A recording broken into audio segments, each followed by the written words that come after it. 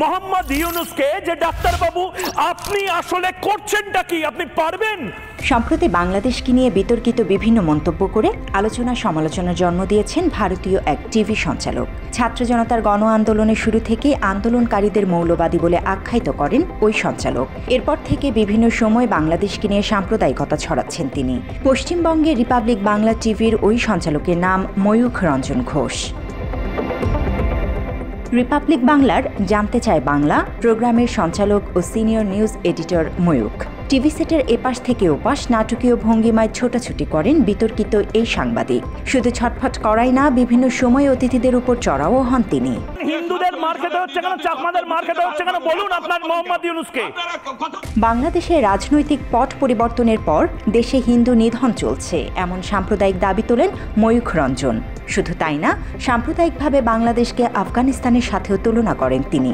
ময়ূখের অভিযোগ, পাকিস্তানের সহযোগিতায় শেখ হাসিনাকে বাংলাদেশ থেকে বিতাড়িত করা হয়েছে। হিন্দুদের মারা বন্ধ করুন, হিন্দুদের বাড়িঘর ভাঙচুর বন্ধ করুন। টিভি সেটের সামনে নাটকীয় ভঙ্গিতে মিথ্যা আর প্রোপাগান্ডা ছড়িয়ে নিজের মত অন্যের উপর চাপিয়ে দেওয়ার চেষ্টা করেন বিতর্কিত সঞ্চালক ময়ূখ রঞ্জন ঘোষ। ডক্টর মোহাম্মদ ইউনূসের অন্তর্বর্তী সরকারকে নানাভাবে ব্যর্থ প্রমাণে ব্যস্ত ময়ূখ। ভারতে ইলিশ রপ্তানি নিয়েও করেছেন বিতর্কিত মন্তব্য। ইলিশ দেব না, ইলিশ দেব না, ইলিশ রপ্তানি করব না। জানতে চায় বাংলা অনুষ্ঠানে ময়ূখ দাবি করেন রিপাবলিক বাংলা টিভির ভয়ে কাঁপতে শুরু করেছে জামাত ইসলাম। তিনি এও দাবি করেন বিএনপি জামাত মৌলবাদীদের হয়ে মিথ্যা খবর প্রচার করছে বাংলাদেশের সংবাদ মাধ্যমগুলো। কিছু জামাতি মৌলবাদী আছে যারা ময়ূখ আসলেই জবাব চায়, বাংলা শুরু হলেই ঠক ঠক ঠক ঠক ঠক ঠক করে কাঁপে। সঞ্চালকের দায়িত্ব পালন করতে গিয়ে জোকার বনে যাওয়া ময়ূখ ডক্টর মোহাম্মদ ইউনূসকে ডাক্তার বাবু বলেও আখ্যায়িত করেছেন। জানতে চায় বাংলা অনুষ্ঠানে হুমকি দিয়ে ময়ূখ বলেন, যদি আর একটি হিন্দু পরিবারের উপর হামলা হয় তাহলে বাংলাদেশের পরিস্থিতি নিয়ে আরও জোরালো কথা বলবেন তিনি। সেই সাথে ডক্টর মোহাম্মদ ইউনূসের পদত্যাগ দাবি করেন ময়ূখ।